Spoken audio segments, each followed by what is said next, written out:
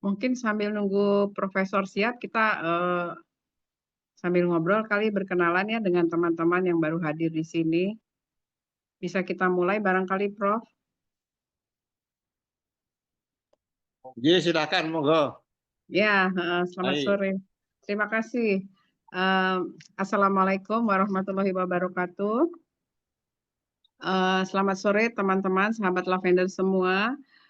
Terima kasih saya ucapkan sebelumnya kepada teman-teman yang sudah hadir pada hari ini, pada sore hari ini, dan terutama sangat berterima kasih juga kepada Profesor Dr. Joko Agus Purwanto yang sudah menyempatkan waktunya, meluangkan waktunya untuk berbagi ilmu bersama kita di sini. Terima kasih banyak ya, Prof. Untuk diketahui bahwa Profesor Joko Agus ini adalah guru besar Fakultas Farmasi Airlangga, begitu ya, Dok? Beliau juga adalah Ketua Komisi Daerah Sertifikasi Ilmu Provinsi Jawa Timur ya, Dok? Begitu ya, Dok, kalau nggak salah. Takut salah, tolong dikoreksi. Jawa Timur, Jawa Timur. Jawa Timur, ya. Lalu beliau juga adalah koordinator program studi S3 Ilmu Farmasi di UNER. Aku bantu Papa. Ya, dalam rangka ini sebenarnya kita tuh memang ada itu acara setiap 1 bulan sekali, Prof. Ada acara Lavender Talk itu dapat mengisi berbagai acara, berbagai topik. Dan alhamdulillah hari ini Prof menyiapkan waktunya untuk mengisi acara Lavender sore hari ini untuk teman-teman berbagi ilmu. Apakah Prof sudah siap untuk memberikan sekarang? Bisa dimulai, Prof? Atau mau memperkenalkan diri dulu? Ya. Silakan, Prof. Santai. Iya. Bismillahirrahmanirrahim. Assalamualaikum warahmatullahi wabarakatuh. Waalaikumsalam.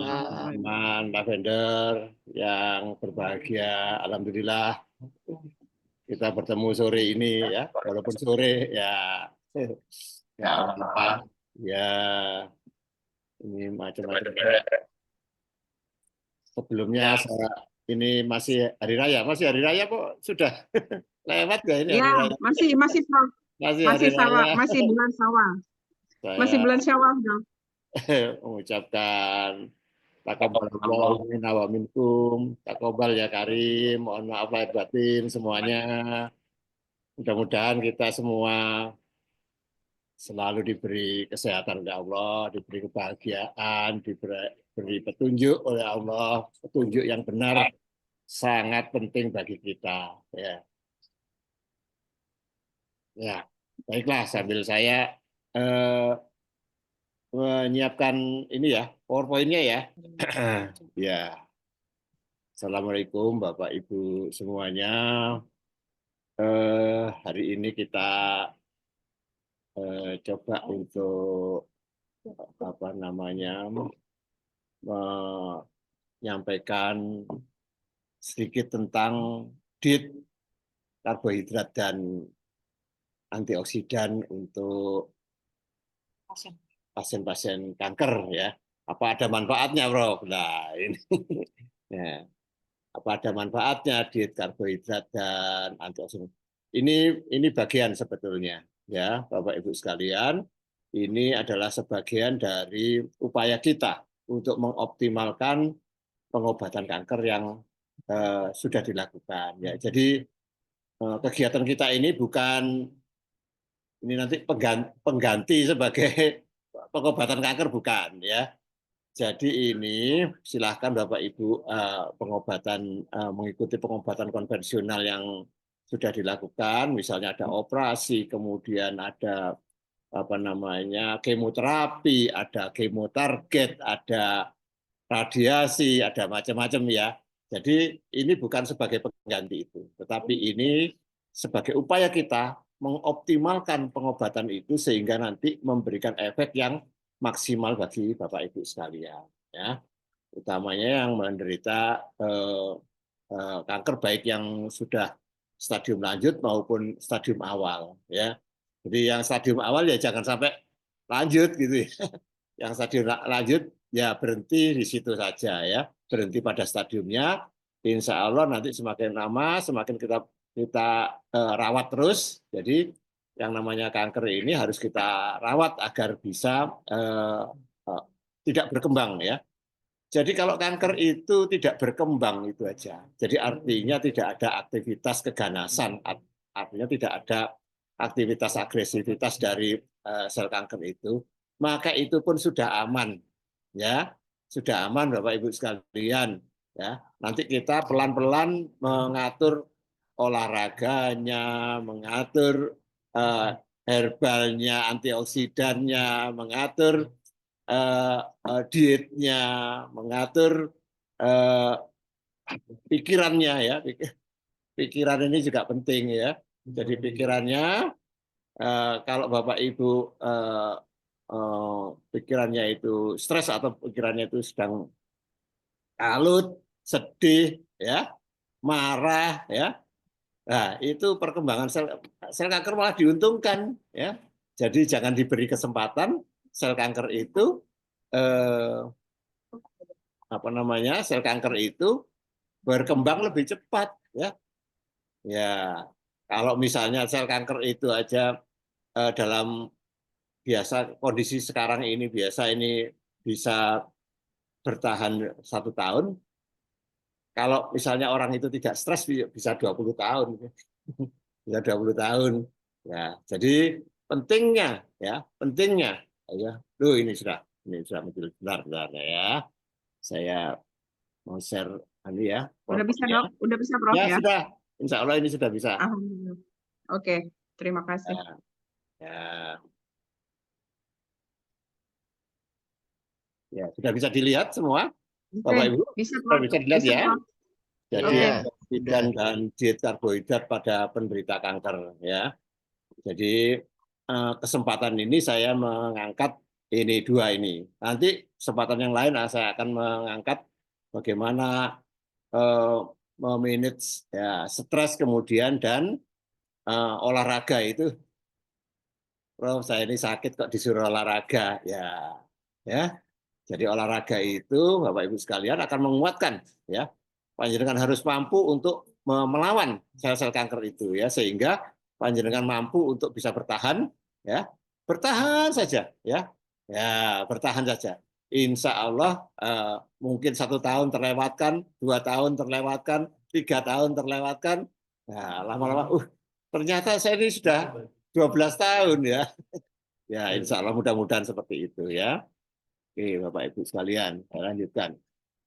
Jadi ini yang ingin saya tekankan, bahwa pendekatan ini bukan dimaksudkan sebagai pengganti terapi medis konvensional, tetapi dapat menjadi pelengkap.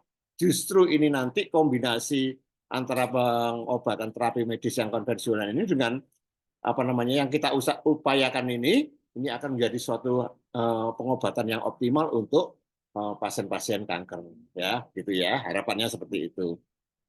Ya. Nah, kan saya bahas dulu tentang gula ya. Ini sudah banyak kalau Bapak Ibu lihat di jurnal-jurnal ya, bahwa apakah ada hubungan antara gula dengan perkembangan sel kanker. Ternyata memang gula ini kelebihan gula ya terutama ya, bukan gulanya sendiri ya, tapi kelebihan gula di dalam tubuh kita itu akan memberi makan sel kanker untuk bisa tumbuh ya, seperti itu. Ya, jadi ini ada high sugar intake increase breast cancer risk. Jadi resiko untuk kanker payudara kalau orang mengkonsumsi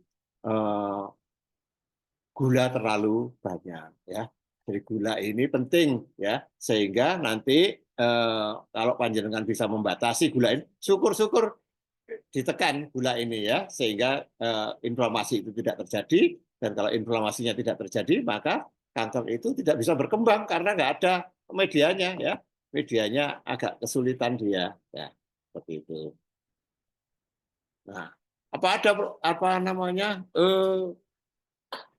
ada risetnya, Prof? Banyak sekali ya. Ini beberapa saya tunjukkan, ada beberapa dari Nutrition and Cancer ya, tahun 2022 ya, disebutkan bahwa ada hubungan antara sugar intake ya, intake apa? Pengambilan makan gula ini dengan inflamasi dan angiogenesis. Angiogenesis itu pembentukan pembuluh darah baru pada sel-sel tumor. Jadi sel tumor itu minta pembuluh darah untuk memberi makan dia loh. Nah, ini kan malah bahaya ini ya. Jadi jangan sampai terjadi angiogenesis itu ya pada orang kanker. Angiogenesis ini harus ditekan serendah mungkin sehingga pembuluh darah itu tidak memberi makan pada sel kankernya ya. Ini riset tahun 2022 ya di Nutrition and Cancer Research ya. Sugar free approach to cancer cell killing. Nah, ini dari majalah Oncogene ya. Ini semua majalah ilmiah ini ya. Jadi nggak ada majalah populer ya. Mohon maaf Bapak Ibu sekalian. Yang saya sampaikan ini semua adalah majalah ilmiah, bukan majalah populer ya. Jadi kok bahasa Inggris semua ya. Bahasa Inggris ya Bapak Ibu sekalian ya. Sugar free ini digunakan sebagai pendekatan untuk membunuh sel kanker.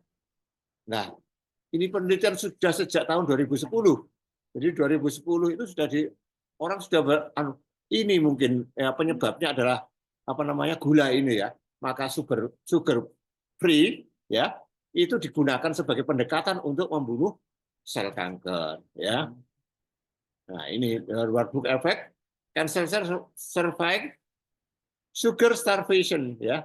In cancer therapy sugar starvation itu adalah kelaparan gula ya. Kelaparan gula jadi ya apa namanya tidak makan gula lah ya. Ya, ini digunakan sebagai cancer terapi. Nah, ini kalau bisa kita adopt Bapak Ibu sekalian, kita dengan apa namanya? Dengan kepercayaan yang benar ya. Jadi artinya ini bukan main-main ini ya. Mudah-mudahan ini bisa membantu panjenengan semua untuk bisa terlepas dari jeratan kanker ini ya. Tidak hanya satu dua jurnalnya banyak sekali. Ini saya ambilkan beberapa saja ya. Di tahun ini jurnal ini tahun 2021 barusan saja ya. Di Current Review of Clinical Experimental Pharmacology ya disebutkan bahwa ya sugar starvation itu bisa digunakan untuk cancer terapi selain terapi-terapi yang sudah dilakukan misalnya terapi konvensional seperti kemoterapi, kemudian radioterapi ya, kemudian kemotarget dan sebagainya ya. Ini majalah Cancer, di majalah Cancer tahun berapa ini ya? Tahun 2022, ini juga tahun 2022 di majalah Cancer disebutkan bahwa ada ya hubungan antara gula dan kanker ya. Baik, ini sudah apa namanya? Penelitian preklinik ini dan bukti-bukti klinik sudah dilakukan ya. Jadi kalau ada yang dulu banyak juga yang itu kan masih eksperimental di laboratorium, Prof, belum apa namanya bukti klinik. Nah, ini di sini sudah dianukan bahwa ini ada bukti klinik secara preklinik maupun klinik eviden ya, bukti klinik ya. Klinik eviden adalah bukti klinik. Ini sebagai bahwa dinyatakan bahwa ada hubungan antara gula dan kanker ya, maka panjenengan harus menekan gula itu ya. Gula itu tidak hanya gula itu ya digunakan untuk minum ya, tetapi gula itu bisa berasal dari yang paling banyak adalah dari karbohidrat. Karbohidrat itu apa? Tepung-tepungan, nasi ya, kemudian apalagi itu ya, ubi-ubian ya. Nah, itu gula. Prof, saya kok nggak kuat Prof kalau saya nggak makan nasi. Ya boleh ya, panjenengan ngambil 1 sendok saja ya, nasinya diperkecil ya, nasinya itu namanya nggak kuat ya gimana lagi ya, silahkan diambil, tapi jangan banyak-banyak, begitu ya. Oke, apa ada lagi Prof? Lah ini tahun berapa ini 2020 baru-baru semua Bapak Ibu sekalian, jurnalnya baru-baru semua ya. Simple sugar active in cancer incident ya, cancer mortality ya. Cancer incident adalah kejadian kanker. Cancer mortality adalah kematian karena kanker ya. Dan semua yang menyebabkan kematian ya. Ini Kohort tadi itu ini dipelajari ke belakang ya. Jadi yang sudah terjadi itu dipelajari lagi ya. Nah, ternyata di sini memang ada hubungan antara eh, eh, masukan uptake gula ini ya, jadi intake gula ini dengan kematian akibat kanker ya. Nah, seperti itu. Oleh karena itu, maka saya merekomendasikan panjenengan semua yang sedang menderita kanker, coba membatasi, ya, membatasi semampunya, ya, semampunya. Bro, saya nggak bisa, bro. Ini ya ambil sedikit lah, ya, gitu ya. Sehingga gula itu pasti ada di dalam tubuh kita, pasti. Kalau gula itu kosong, ya, seandainya nggak ada, maka akan dirubah, protein akan dirubah jadi gula, lemak akan dirubah jadi gula. Semua itu bisa dirubah jadi gula di dalam tubuh kita, ya, seperti itu. Nah, kita perlu lihat bagaimana sih sebetulnya metabolisme sel kanker itu. Kayak sel kanker itu makan apa, nah, gitu ya. Kita sederhananya begitu ya. Kita tanya, sel kanker itu sebetulnya makan apa, ya. Jadi ini ada sel normal. Kalau sel normal itu makan gulanya sedikit. Untuk sel normal. Kenapa? Kok sedikit? Karena untuk sel normal itu satu molekul glukose itu menghasilkan energi yang besar, 36 ATP. Nah, besar sekali ya. Benar. Itu untuk sel normal. Tapi sel kanker tidak. Satu molekul glukosa menghasilkan hanya 2 ATP, ya, 2 energi. ATP itu energi ya. Nah, ATP itu adenin trifosfat, itu adalah energi. Jadi sel normal itu lebih efisien, sel kanker lebih boros. Makanya dia suka akan gula, memasukkan gula banyak sekali. Dan hasilnya ya lain. Hasilnya kalau sel biasa itu menghasilkan laktat itu sedikit, tetapi sel sel kanker itu laktatnya banyak. Loh, untuk apa Prof laktat itu? Satu, laktat itu menyebabkan panjenengan merasa lelah. Kok lelah? Kok merasa lelah? Lah itu laktat itu yang menyebabkan panjenengan lelah itu. Kemudian hasil lain ya, ini yang tidak kalah pentingnya, ini hasil lain adalah nanti akan dihasilkan apa yang disebut sebagai ribose 5-fosfat, dan ribose 5-fosfat itu digunakan untuk membangun sel kanker. Loh, lah berarti panjenengan kalau makan gula panjenengan artinya sedang memberi makan sel kanker. Nah, itu ya. Makanya diusahakan untuk bisa stop gula ya, stop karbohidrat ya. Stop makanan-makanan yang mudah menghasilkan gula ya, seperti itu. Jadi nanti ada melalui jalur ini, di sini ada jalurnya namanya PPP ya. PPP ini pentose fosfat pathway, jalur pentose fosfat ya. Nah, ini akan menghasilkan asam nukleat itu digunakan untuk sel kanker untuk tumbuh, proliferasi ya. Proliferasi tumbuh nanti bersama dengan asam asam lemak ya, sintesis asam lemak, kemudian asam lemak nanti bergabung dengan sintesis asam nukleat, jadilah sel kanker itu tumbuh dan berkembang. Kalau nggak ada gula, Prof. Nah, kalau nggak ada gula ya kesulitan dia mencari bahan bakunya ya. Apa bahan baku untuk tumbuh ini? Ya, gitu ya. Jadi kalau panjenengan mengstop gula ya, pada penderita kanker yang mengstop gula, nah nanti sel kankernya kesulitan. Loh, ini nanti untuk bahan baku bangun sel kanker ini apa? Nggak ada bahan bakunya, sehingga dia tidak bisa berkembang. Itu harapannya ya, harapannya. Ya. Nah, ini saya ingin sekali menjelaskan ke panjenengan dan semua orang yang terkena kanker bahwa inilah metabolisme dari glukosa. Ya, glukosa itu kalau untuk orang normal biasa, satu glukosa itu 36 ATP ya, melalui oksidasi via glikolisis ya, menghasilkan energi ya. Nah, tapi kalau kelebihan, glukosa itu akan disimpan menjadi glikogen. Kalau kelebihan lagi ya, glukosa itu oleh sel kanker akan dirubah ya menjadi yang namanya ribose 5-fosfat. Nah, ribose 5-fosfat itu digunakan untuk membangun sel kankernya malahan.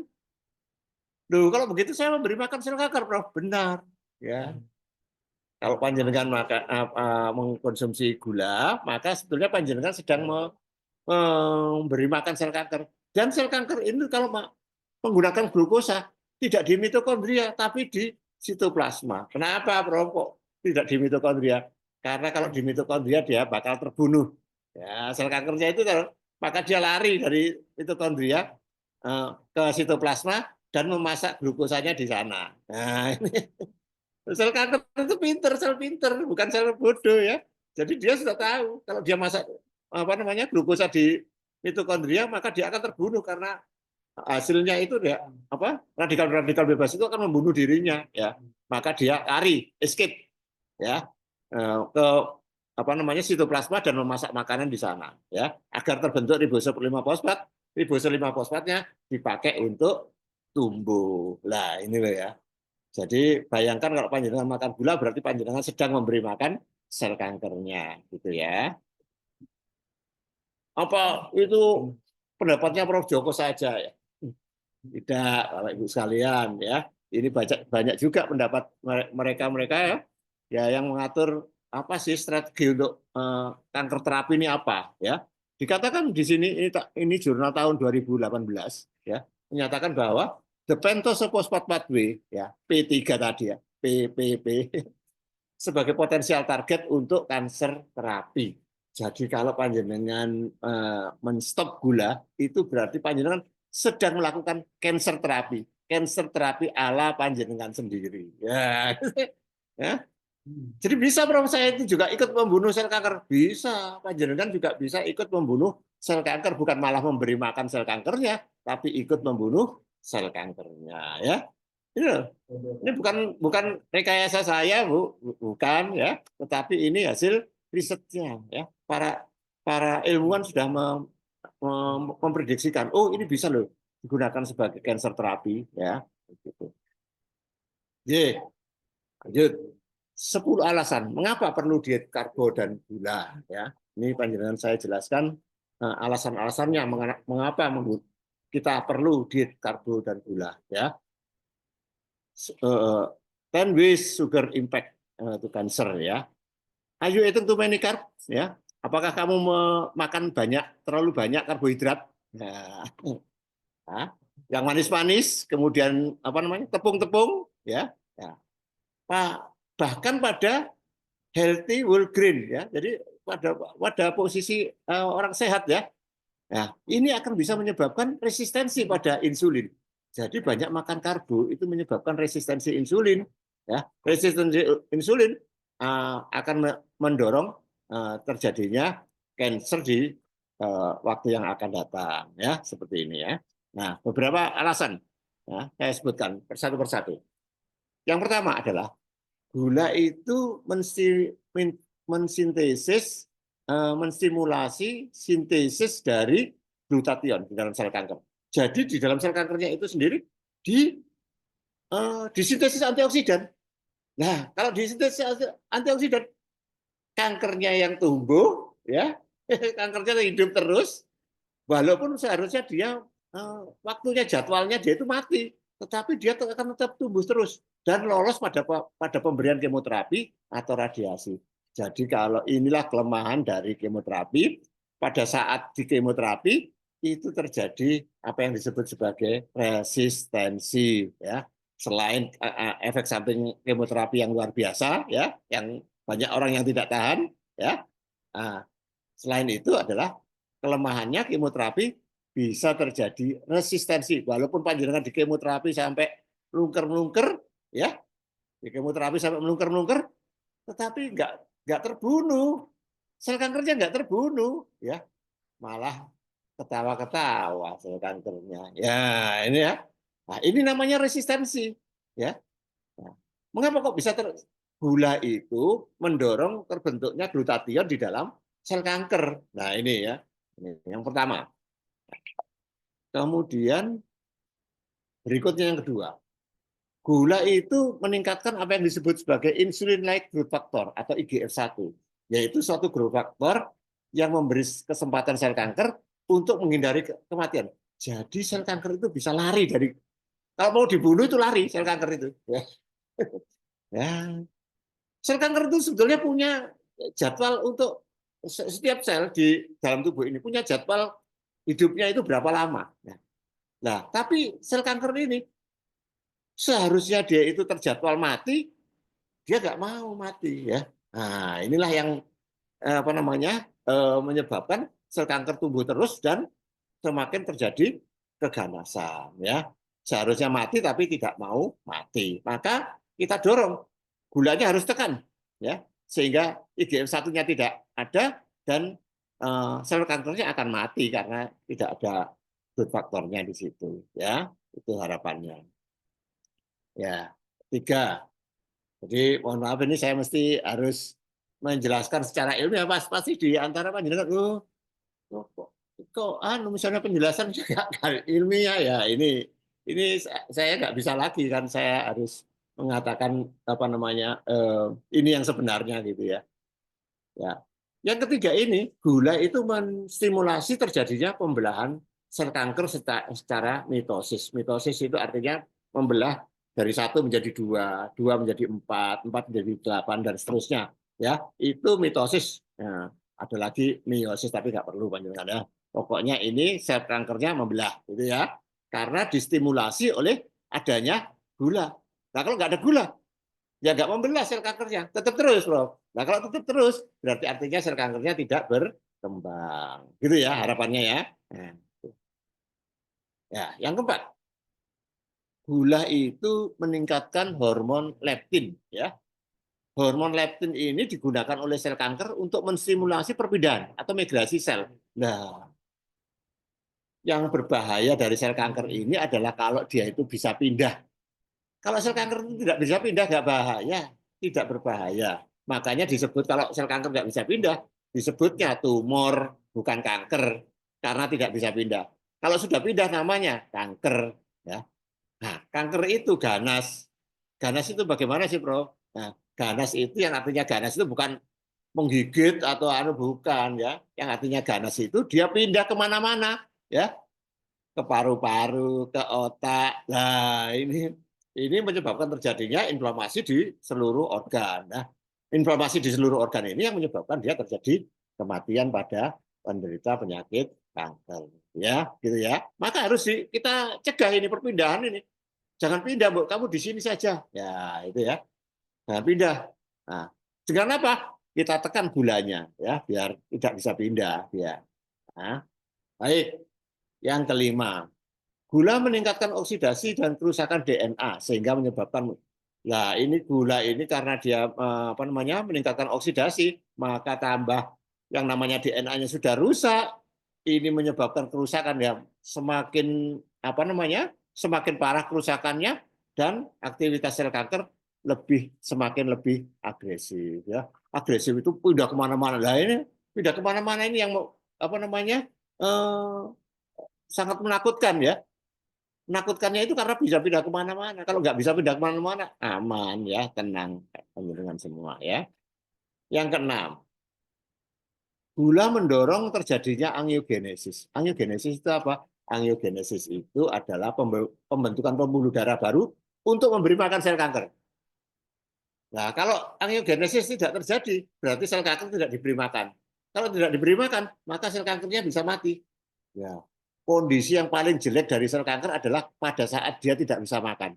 Ya. Nah ini, makanya jangan diberi makan ya.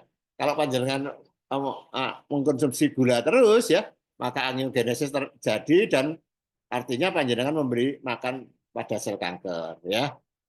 Dan ini tumor akan tumbuh, mula-mula masih tumor akan tumbuh menjadi kanker. Ya.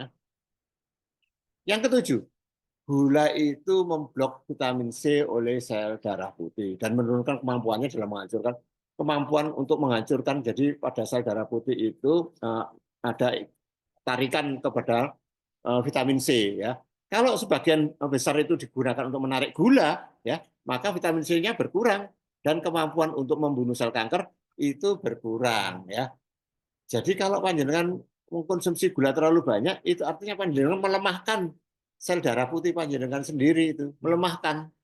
Jadi kemampuannya untuk membunuh sel kanker itu menurun. Nah, ini ya. Nah, ini ya. Ini gambarannya seperti ini ya. Jadi kalau ini yang sebelah kiri ini itu daya bunuhnya besar memang yang sebelah kiri ini karena banyak vitamin C yang terikat di dalam sel darah putih. Nah, pada sebelah kanan ya, karena sel darah putihnya mengikat sebagian mengikat gula, S itu gula, sugar ya, maka dia kehilangan kemampuan. Dia hanya kemampuan untuk menghancurkan sel kanker hanya 25% saja. Ya, kemampuannya menurun ya. Karena sebagian diduduki oleh gula ya. Nah, itu ya. Ya, ini keseimbangan memang Tuhan itu menciptakan manusia dengan keseimbangan-keseimbangan ya. Ya. Nah, ini yang ke-8. Ya, ini sampai 10 ini ya, Bapak Ibu sekalian. Yang ke-8 ini gula meningkatkan IL-6. IL-6 itu apa, Prof ya? IL-6 itu jagoannya apa namanya? Jagoannya dia menyebabkan terjadinya peradangan atau dalam istilahnya adalah inflamasi ya. Ya, inflamasi. Jadi IL-6 itu harus ditekan. Ya. Kalau panjenengan makan gula, inflamasi terjadi ya. Inflamasi terjadi di mana-mana ya. Kalau inflamasi terjadi di mana-mana, nah ini menyebabkan sel kanker itu tumbuh ya. Nah, gitu ya. Jadi gula itu meningkatkan IL-6 jangan ya. Ya, jangan ini, malah harus ditekan. Yang ke-9, gula meningkatkan kadar estrogen pada sirkulasi darah. Ini bagi penderita kanker payudara ya, terutama ya. Yang estrogen positif, hati-hati ya. Terutama lo ya. Terutama kanker payudara yang estrogen positif ya. Karena gula itu meningkatkan kadar estrogen pada sirkulasi. Jadi gula itu mendorong dilepaskannya estrogen pada darah. Sehingga dengan demikian dengan estrogennya meningkat, nah, wong apa kanker payudara panjenengan itu jenisnya yang estrogen positif ya. Pada saat ada estrogen, ya maka dia membelah dengan cepat ya. Gitu. Lanjut. Nah, ini yang ke-10, nah, yang terakhir ini, ya, gula itu menghentikan jadwal kematian sel yang normal. Nah, ini sel itu semua ada jadwalnya ya. Kematiannya sudah terjadwal ya. Nah, tetapi kalau sel rusak, itu kematiannya mestinya tidak terjadwal. Begitu rusak, harus dilakukan kematian, harus bunuh diri ya. Nah, begitu rusak harus bunuh diri. Ya, maka kematiannya tidak termasuk yang terjadwal tadi. Ini yang tidak terjadwal ya. Harus mati kalau rusak. Nah, padahal gula menghentikan jadwal kematian. Jadi sudah nggak ada jadwal-jadwalan ya. Pengennya hidup terus. Nah, kalau normal hidup terus nggak ada masalah. Tapi kalau rusak hidup terus, lah ini yang berbahaya ya, gitu ya. Jadi gula juga meningkatkan kadar insulin serta IGF-1 yang merupakan faktor penting pertumbuhan dan pembelahan sel. Gimana kira-kira Bapak Ibu sekalian? Ya, gula ini menguntungkan apa tidak menguntungkan bagi panjenengan ya? Nah, kesimpulannya ya bahwa gula dan semua jenis karbohidrat, ya. Kenapa kok karbo juga, Prof? Nah, karbo itu kalau di dalam tubuh dia akan dirubah menjadi gula.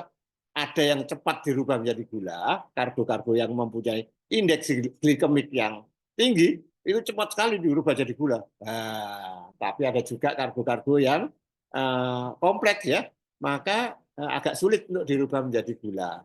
Nah, ini orang mengakali, gimana Prof kalau saya makannya itu nasi merah saja, ya, bukan nasi putih. Nah, nasi merah itu memperpanjang sebetulnya, memperpanjang glukosanya itu, apa namanya, metabolisme dari glukosa itu, ya. Tetapi tetap jumlahnya itu ya sesuai dengan jumlahnya, ya.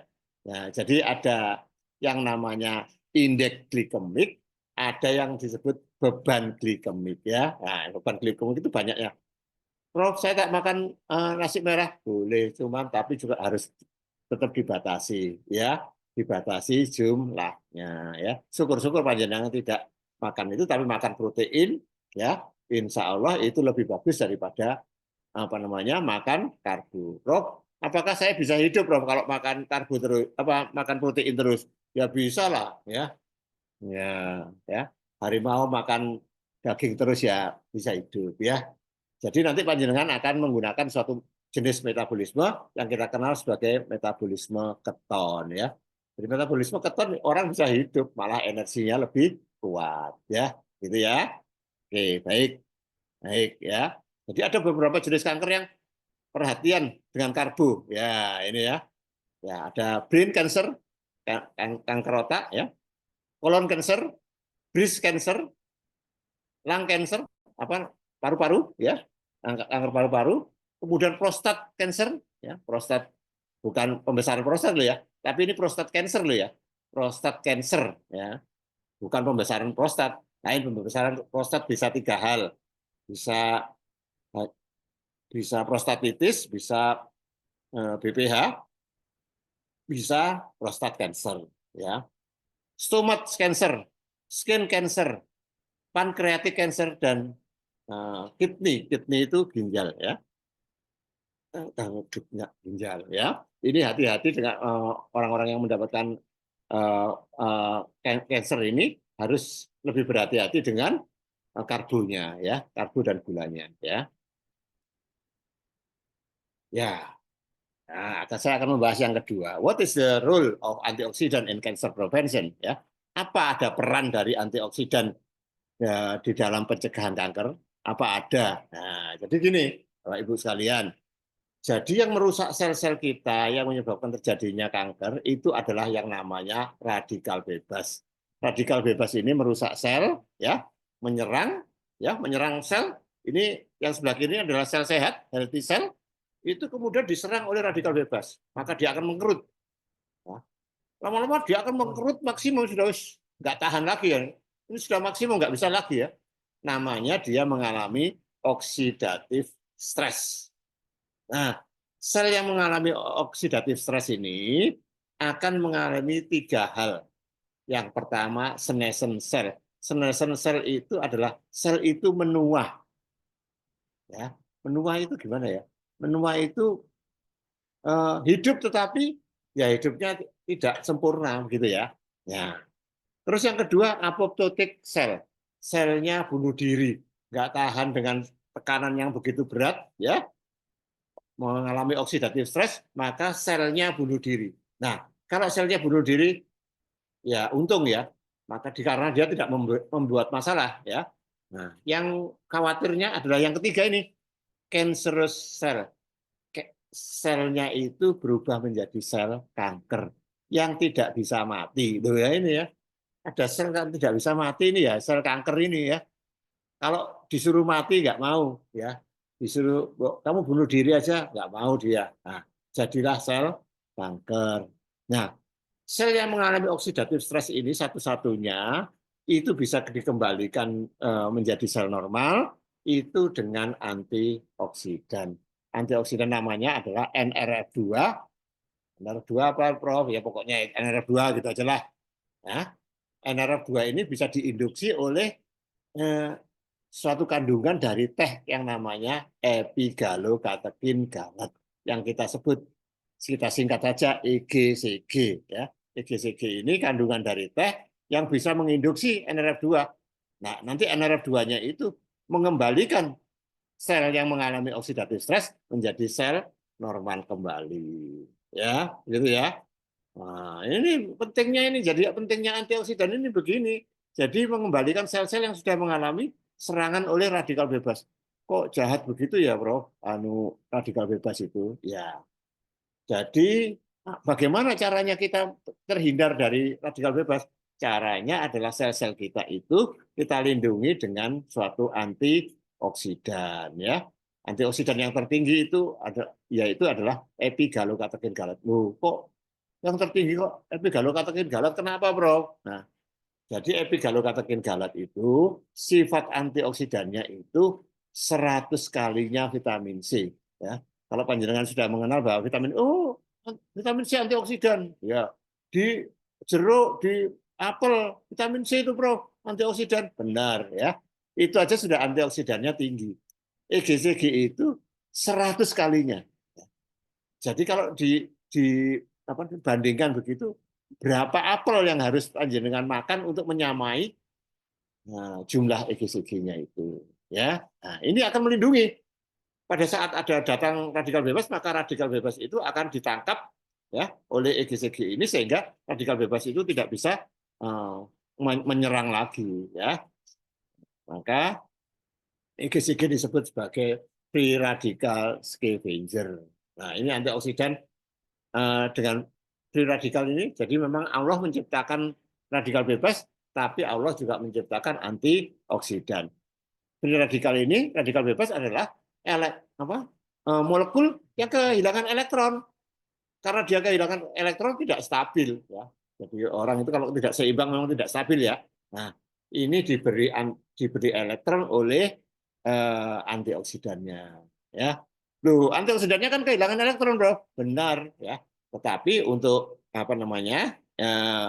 antioksidan yang terbuat dari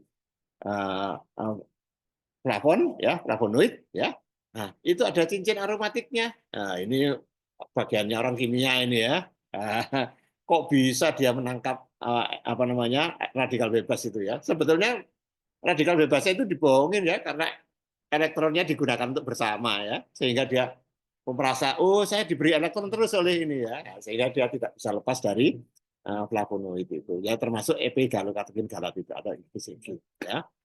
Jadi bagaimana antioksidan itu bekerja? Nah, panjenengan pada saat stres, ya, pada saat ada toksin, ada senyawa-senyawa kimia, ada radiasi, itu menghasilkan radikal bebas. Nah, radikal bebas itu akan ditangkap satu persatu oleh antioksidan, ya, dan dinetralkan. Itu, ya. Jadi itu caranya bekerja, ya. Sehingga kalau begitu radikal bebasnya nggak menyerang lagi, bro. Benar, radikal bebasnya nggak bisa menyerang lagi karena sudah diberi elektron, ya. Nah, tetapi radikal bebas itu tahu loh, yang banyak elektronnya itu ada di dalam inti sel, yaitu di dalam DNA. Maka radikal bebas itu berusaha untuk menyerang yang namanya inti sel itu, ya. Nah, kalau DNA kita sudah diserang oleh radikal bebas, nah, terjadi perubahan, nah, ini bisa menyebabkan terjadinya kanker. Nah, lanjut. Jadi ini EGCG diambil dari teh, ya. Jadi rumusnya seperti begini, aktivitas antioksidannya ini 100 kalinya vitamin C atau 25 kalinya vitamin E. Nah, ya, apakah bisa EGCG itu untuk kemoterapi? EGCG itu adjuvan. Adjuvan itu apa? Membantu kemoterapi, ya. Nah, itu, ya, membantu kemoterapi. Jadi kerjanya kemoterapi biasa-biasa saja. Dengan adanya EGCG ini, maka kemoterapi itu daya bunuhnya menjadi lebih besar, ya. Nah, ini banyak riset-risetnya banyak lah, Bapak Ibu sekalian. Jadi jangan itu karangannya Prof Joko, enggak. Nah, jadi riset-risetnya banyak, ya. Jadi anti-cancer activities of epigallocatechin galat pada orang-orang yang menderita yang diberi terapi radioterapi, di radiasi, ya, Bapak Ibu sekalian, ya. Apa bisa, bro? Radiasi campur dikombinasi dengan minum teh ini, ya, insya Allah, ya. Jadi ini hasilnya. Ini radiasi yang atas itu hanya radiasi biasa, ya. Masih banyak sel kankernya yang hidup, masih banyak. Tapi begitu ditambah dengan EGCG, ya, yang bawah itu, ya, maka sel kankernya sudah mulai berkurang, banyak yang mati, ya, karena adanya EGCG yang ditambah dengan radioterapi itu. Jadi EGCG itu, nah, ini ada juga kurkumin. Nah, ini nanti akan saya kombinasi. Kenapa sih Prof Joko kok kombinasi kurkumin dengan teh hijau? Ini sama-sama antioksidannya. Cuman, ya, nanti, ya, Bapak Ibu sekalian. Jadi yang satu ini kurkumin itu sukar larut dalam air, EGCG mudah larut dalam air. Kurkumin mudah masuk dalam sel, EGCG sukar masuk dalam sel. Nah, ini nanti saya kombinasikan untuk memberikan efek yang lebih besar. Apakah sudah banyak hasilnya, Prof? Nah, coba kita lihat riset-risetnya, ya. Nah, langsung aja ke riset kombinasi EGCG dan kurkumin untuk orang-orang kanker. Ini untuk bladder cancer, ya, kanker kandung kemih, ya, kanker kandung. Ada jurnalnya. Ini tahun 2020. Nah, ya. Jadi bahwa kombinasi EGCG dan kurkumin itu efektif untuk bladder cancer ya, kanker kandung kemih. Kemudian ini ada breast cancer, kanker payudara. Ini untuk breast cancer juga, kanker payudara ya. Ini untuk ini juga breast cancer, kanker payudara, banyak kanker payudara ya, termasuk salah satunya adalah riset saya sendiri bersama dengan mahasiswa saya tentu ya. Jadi saya riset bersama mahasiswa untuk mengkombinasikan EGCG dan kurkumin untuk satu untuk breast cancer, satunya lagi mahasiswa yang dari Yaman itu untuk kanker serviks ya. Ini kombinasi untuk kolorektal karsinoma ya. Jadi apa namanya? Kanker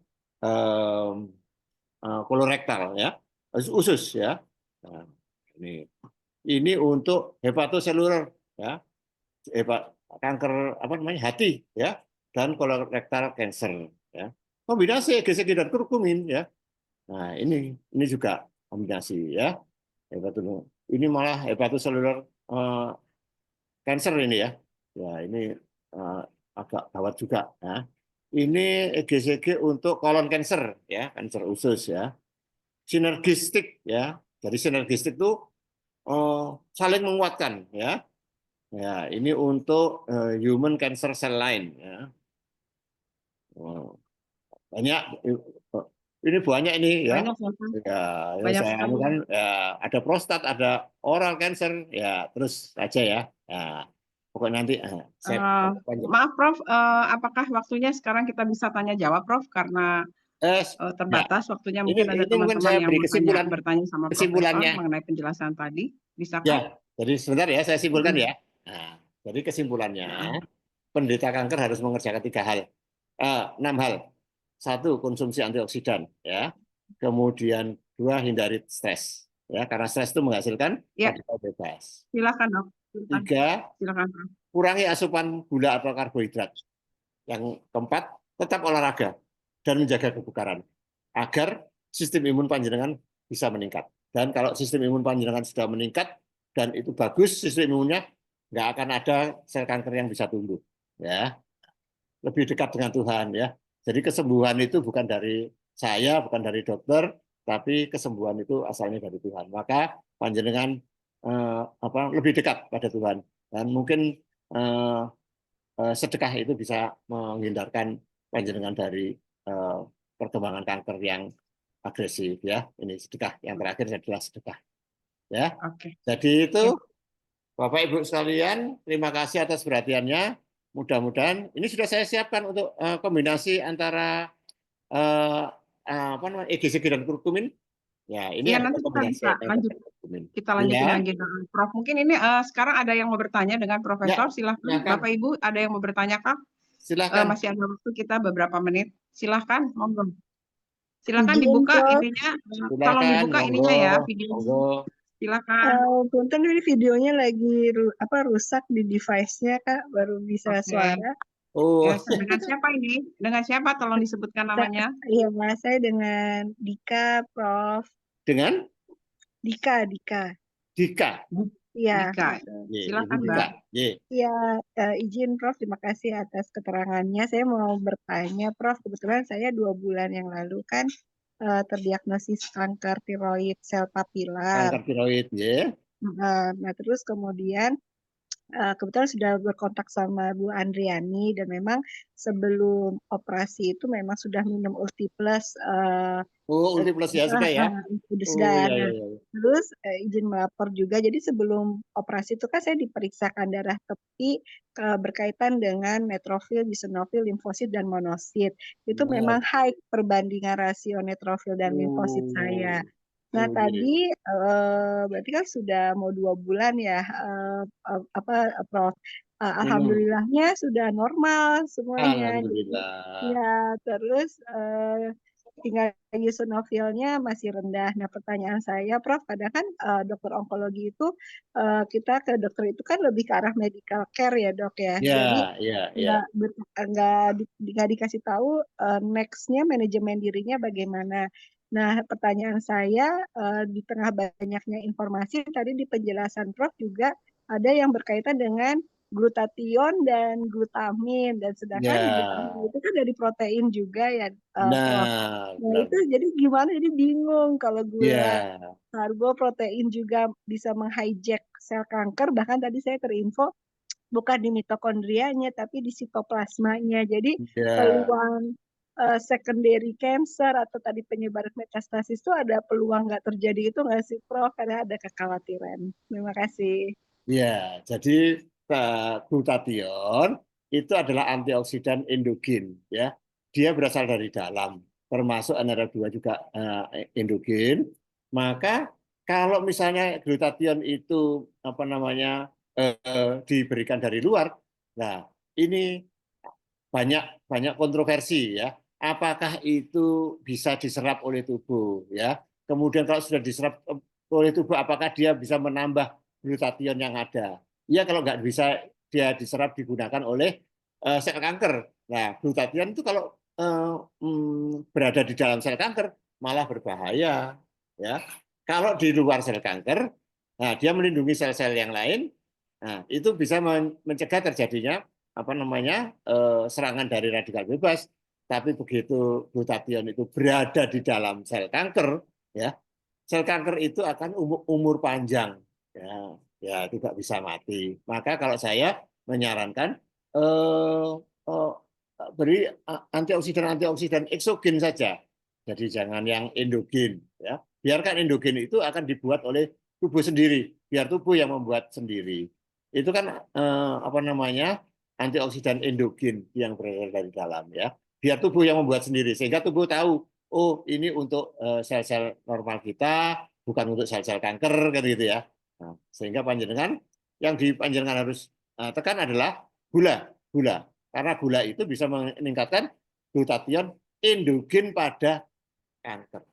Nah, begitu ya, Bu Dika? Ya, Baik, siapa saya lagi? perlu. Kira-kira ada yang mau bertanya kah? Prof, Ya. tadi ada yang mau tanya, katanya gimana kalau gula dari fruktosa dari buah-buahan? Sebatas apa kita bisa mengkonsumsi buah-buahan yang banyak mengandung fruktosa? Lalu bagaimana dengan pengganti dengan stevia?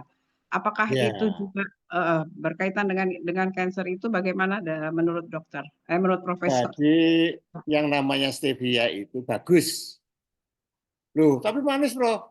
Iya, tapi dia bukan bukan gula. Stevia itu adalah glikosida. Glikosida berasal dari tumbuhan. Dan itu punya sifat anti kanker juga. Jadi kalau saya menyarankan gulanya pakailah stevia. Stevia. Ya, apapun mereknya silakan pakai stevia. Tetapi jangan gula-gula fruktosa. Bagaimana fruktosa? Ini bukan glukosa, Bro. Nah, fruktosa itu bisa dirubah jadi glukosa di dalam tubuh ini, ya. Jangan kalau begitu. Tepung-tepung itu juga dirubah jadi glukosa di dalam tubuh. Ya, jadi jangan menyediakan bahan-bahan yang bisa dirubah jadi glukosa. Nah, atau glukosanya juga ya. Nah, ini jangan ya.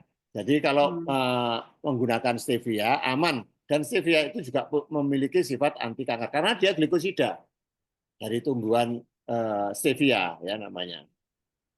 Ye, begitu. Oke. Ya, Ya, terima aman kasih, ya Prof. kalau untuk stevia ya. Silahkan Alhamdulillah, menggunakan terima stevia kasih. yang merek apapun silahkan. Ye. Terima kasih. Ayo silakan, adakah lagi ibu-ibu yang mau bertanya sama Prof? Ya, silakan Ya, Mbak Atta. Bu Iya, Mardia. Ya, selamat ya sore silakan Bu Prof. Mardia. Selamat sore Prof Joko. Ya, Nama saya Arta.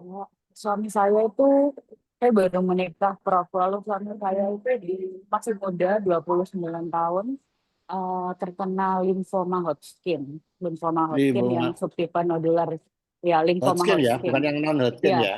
yang Hodgkin Prof Joko. Nah, lalu ini sudah kemo 20 kali, Prof. Ya, Obat yang terakhir itu adalah targeted dan insya Allah besok ini CT scan kontras. Nah, ya. saya mau tanya, kan biasanya dibilangnya setelah ini insya Allah sedikit setelah tidak kemo itu radioterapi. Nah, ada banyak yang saya baca bahwa radioterapi itu tidak boleh dengan antioksidan, Prof. Nah, ini saya mau tanya, yang benar itu bagaimana? Lalu dosisnya suami saya untuk saya pengen coba yang plus itu bagaimana Prof dosisnya nanti waktu Ya, radioterapi gitu. Terima kasih ya Prof.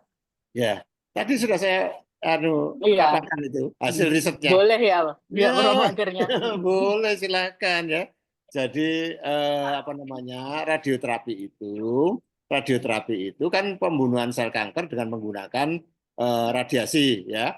Ya, pada saat dia pada saat radiasi itu yang dirusak tidak hanya sel kankernya itu ya, tapi sel-sel yang dilewati di situ atau yang di belakangnya situ itu juga bahaya itu, ya.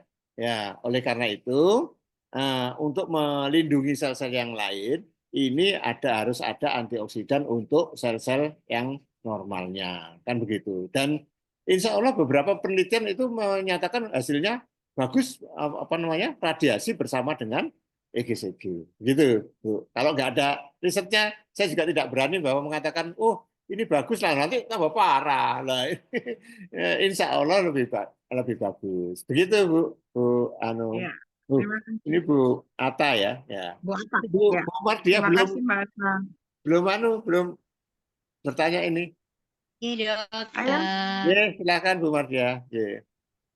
terima kasih atas waktunya. Assalamualaikum warahmatullahi wabarakatuh. Waalaikumsalam warahmatullahi wabarakatuh.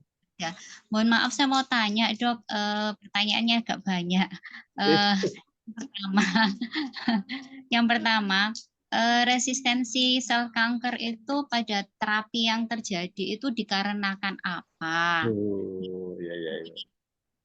Yang kedua, saya itu kena kanker sejak tahun 2022. Waktu itu saya ke Bu Andre juga sering, terus ternyata tahun depannya saya metas ke tulang sehingga nggak bisa kemana-mana, nggak bisa bangun soalnya.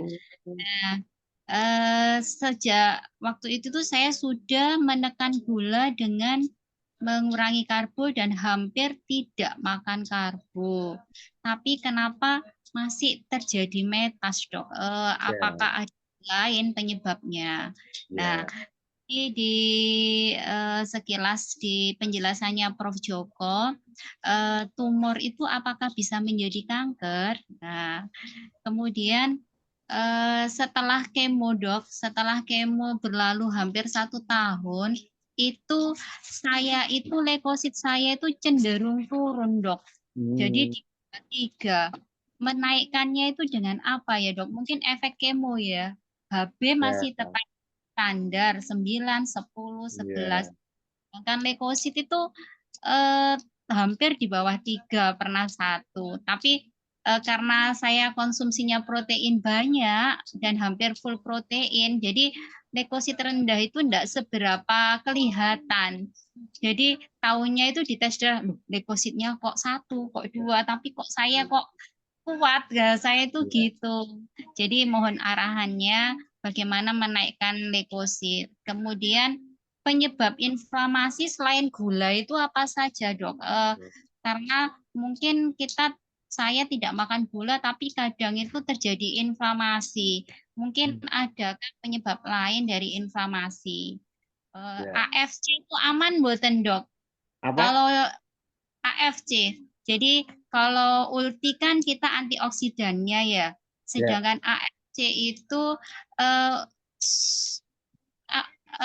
tuh seperti nutrisi. Singkatan apa itu ya? Itu penelitian yang dari Jepang itu loh, dok.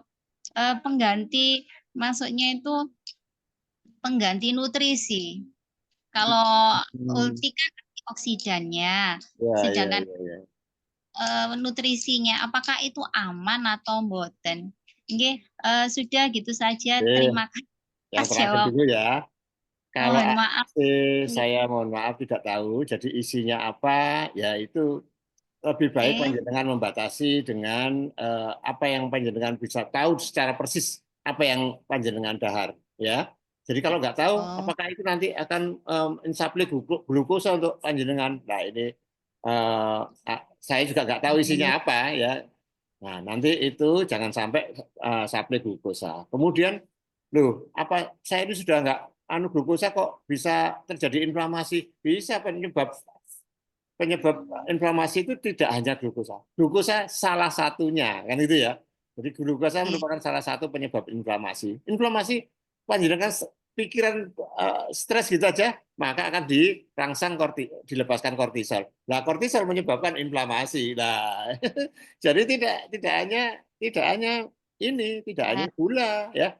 pikiran panjenengan stres itu bisa menyebabkan inflamasi loh, ya. Oke. Nah, makanya orang-orang yang kena COVID kemudian apa namanya diletakkan di luar, kemudian stresnya tinggi, ya kebanyakan meninggal kan itu karena stresnya tinggi. Nah, panjenengan sekarang maksimalkan ya.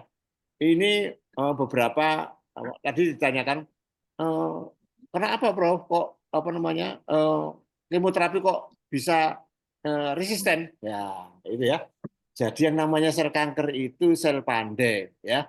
Pada saat dia bisa dibunuh oleh kemoterapi, maka dia mempelajari ya kemoterapi itu sehingga nanti dia itu pada saat datang apa namanya sistem imun datang kepada dirinya, maka dia bersalaman dengan sistem imun itu sehingga sistem imunnya tidak membunuh sel kankernya itu. Nah, maka terjadilah yang namanya resistensi.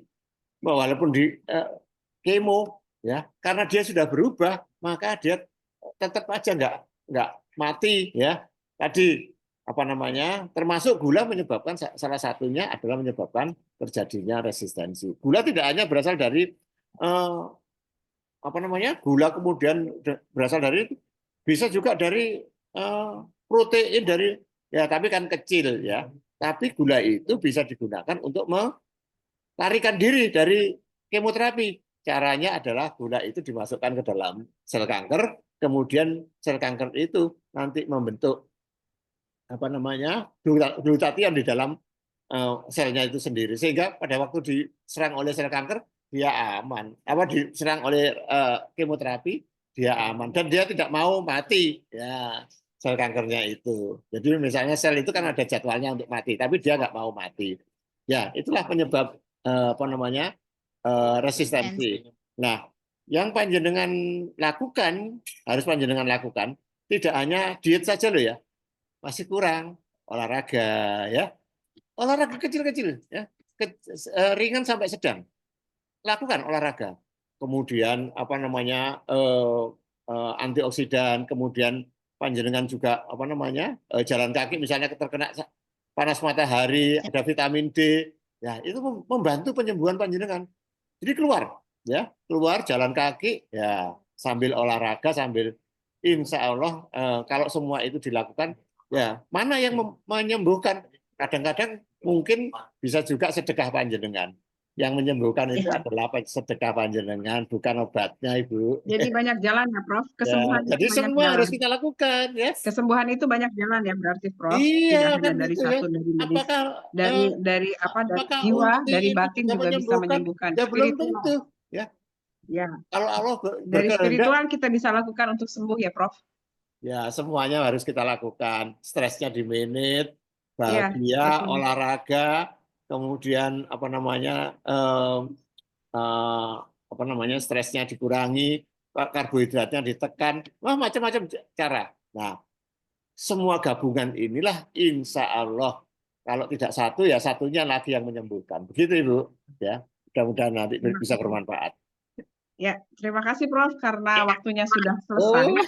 Kayaknya kita memang asik ya, kurang lama nih waktunya. Iya benar ya. Iya, terima kasih banyak. Ya saya juga sebenarnya masih kepingin banyak tanya sama Profesor, cuman ya waktunya sudah harus selesai. Jadi mungkin sampai di sini dulu. Insya Allah nanti kapan-kapan di lain waktu kita bahas olahraganya. Kita bahas olahraganya apa sih? Ya. Jadi kita nanti berseri Dok. Jadi tahap pertama apa, tahap kedua kita bahas olahraganya apa sih nanti yang jadi olahraga bisa, 150 menit per minggu betul, nanti. Ya. Betul. Nanti kita ambil pada hari mungkin pada hari libur kali biar waktunya juga enak, mungkin waktunya berubah jamnya kita arrange sama. Pokoknya saya menyediakan diri, insya Allah lah. Ya, apa yang bisa saya apa namanya berikan untuk panjenengan semua. Yeah. Ya. Terima kasih. Pada intinya pada intinya sih kesembuhan itu tidak hanya melalui medis, tapi mungkin secara spiritual dengan sedekah kita, dengan olahraga kita. Jalan itu banyak bisa menyembuhkan. Salah satu itu bisa menjadi penyembuh. Iya, salah satu. Mungkin menghilangkan stres itu. Karena sugesti kadang-kadang membuat kita menjadi tambah sakit. Bahkan walaupun kita sakit dengan sugesti yang bagus, mungkin kita akan sembuh ya Dok dengan afirmasi, dengan apa namanya, gitu. Ya, Jadi demikian Bapak dan Ibu, terima kasih untuk acara hari ini, untuk bincang-bincang hari ini, dan terima kasih sekali lagi kepada Prof. Joko yang sudah banyak meluangkan waktunya, dan teman-teman yang mungkin belum sempat bertanya, insya Allah nanti kita bisa ketemu lagi ya, kita bikin acara lagi.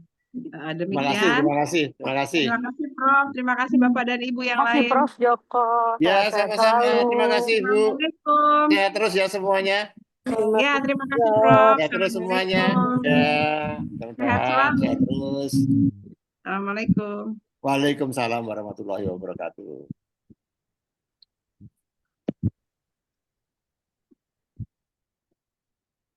AFP itu ini. Terima kasih banyak, Prof.